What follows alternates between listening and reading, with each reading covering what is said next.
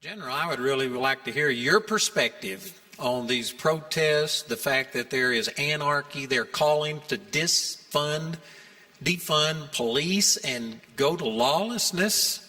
You being a military man, this goes against everything that the military stands for.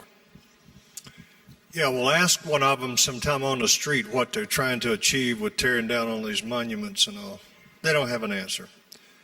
Bill and I were talking about it earlier. If you go back to 1966, in China there was a thing called the Cultural Revolution, and it was really orchestrated by Mao Zedong.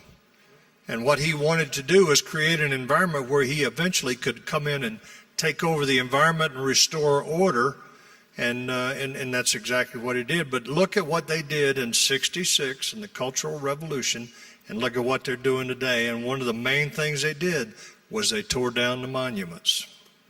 They're eliminating their history. You see, in 1958, when the Communist Party USA wrote the book, The Naked Communist, they told us what they were going to do to take over this country. They told us exactly what they were going to do. And we laughed at them in 1958. But if you look at what they've accomplished and what they are doing today, they're almost at the end of the cycle of things they said they were going to do in order to dominate America and turn us to a Marxist, communist nation. And you've seen it before in 1966. You've seen before what you're doing right now.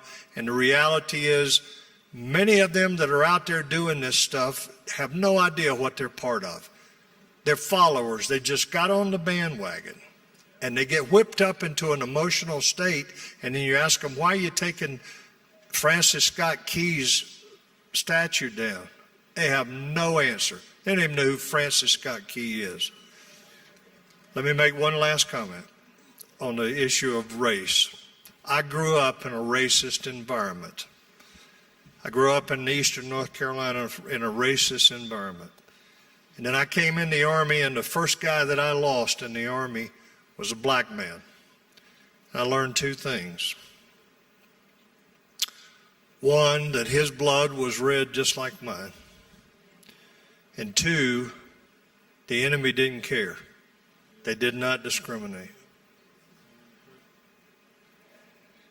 And I think if we could get beyond listening to the rhetoric today that's coming out of the mainstream media and try and sit down and talk through some of these issues. We're not going to resolve it in one session or maybe even in 1 year or 1 decade, but we could resolve it with the help of God.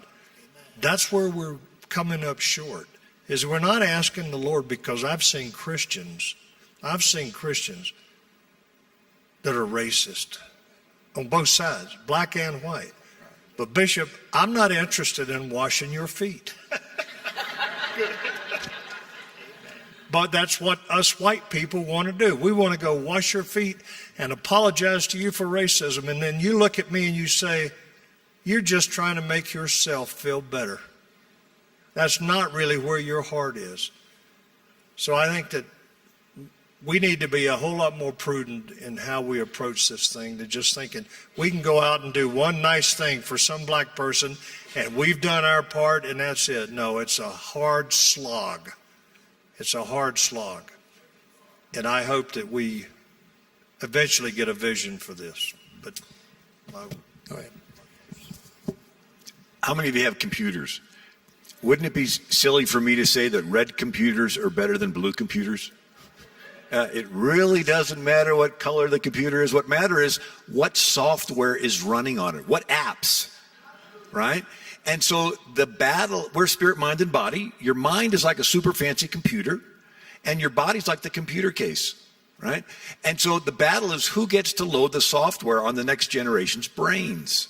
Is it going to be God's software? Love your enemies, do unto others as you would have them do unto you. Whatever you've done to the least of these, my brethren, you've done unto me. Or is it this selfish kind? So I just found that illustration helpful.